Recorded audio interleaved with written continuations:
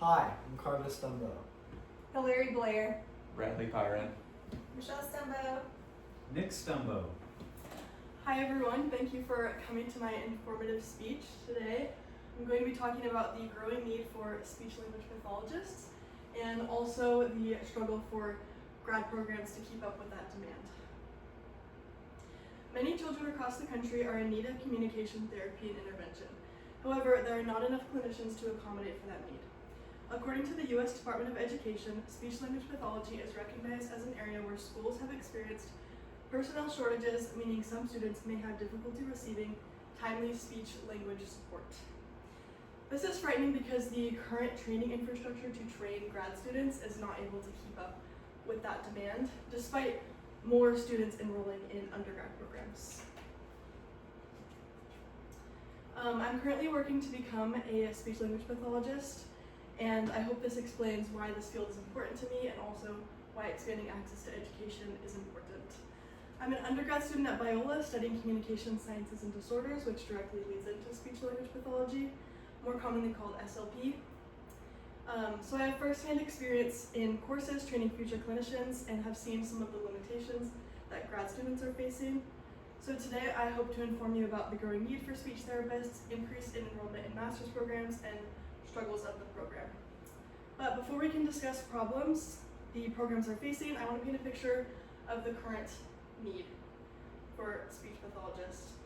One of the reasons that there's such a big need is because SLPs work across the entire lifespan. They work with kids with speech delays, language disorders, autism, learning disabilities, but also with adults in stroke recovery or with medical conditions, and they also work in a lot of different areas. This is a source from the Bureau of Labor Statistics about the percentage of speech pathologists in each field, so 40% in schools and educational services, 14% in hospitals. The demand is rising, especially in schools. Earlier I quoted the Department of Education where there's not enough clinicians for there to be timely intervention for students. And here is a graph from the Medicus Healthcare Solutions showing the projected demand for speech pathologists versus the projected graduates from grad programs with their master's degree to meet that need. And as you can see, there's going to be a higher demand than what current grad schools can accommodate for.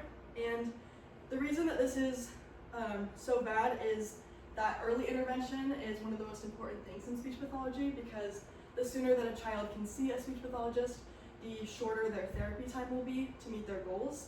So if there aren't enough clinicians, then the students have to wait longer, and it'll make their time in therapy longer because they weren't able to meet the problem at the beginning. However, SLP master's programs are growing and undergrad programs are growing. More students are entering communication sciences and disorder programs like the one I'm in. According to the American Speech Language Hearing Association, enrollment in communication sciences and disorders programs has continued to rise as more students become interested in becoming speech language pathologists. This is a source from Regis College showing the increase over the last decade or so in SLP programs. But just because there's more interest in the field and people going into grad school, it doesn't mean that there are more therapists and clinicians in the field automatically. In my undergrad program, I have seen a lot of people prepping for grad school, and the issue is the transition from undergrad to graduate school. There's a ton of clinical requirements and different things that you have to meet to be able to make it into grad school, which is where the challenges are starting. Here's a graph showing the amount of applications to get into grad school versus the amount of people that are approved and enrolled. And to become a licensed speech therapist, you have to have your master's degree from a grad program. And part of this is just because of the extensive clinical training that's required, so there needs to be appropriate placements for students with faculty members that are able to train undergrad students and graduate students. For example, to apply to grad school at my school, I need to complete 25 hours of observation of a clinic and also 100 hours of clinical practice before I can apply to get into grad school, so those placements just make it more difficult. Dr. Lynn Williams, a professor of speech language pathology at East Tennessee State University and the former president of the American Speech Language Hearing Association, speaks directly to this challenge.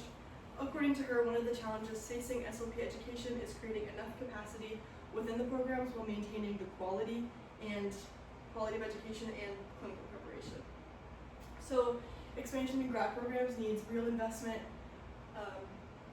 trained faculty members, enough placements, and also greater resources. And without change, the grad program will never be able to keep up with the demand of students needing speech pathologists.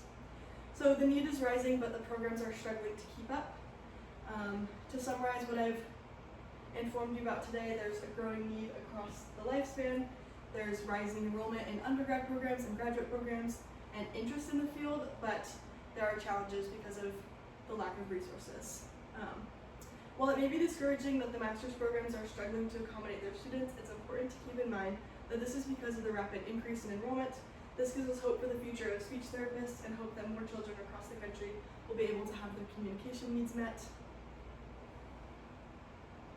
Thank you for listening.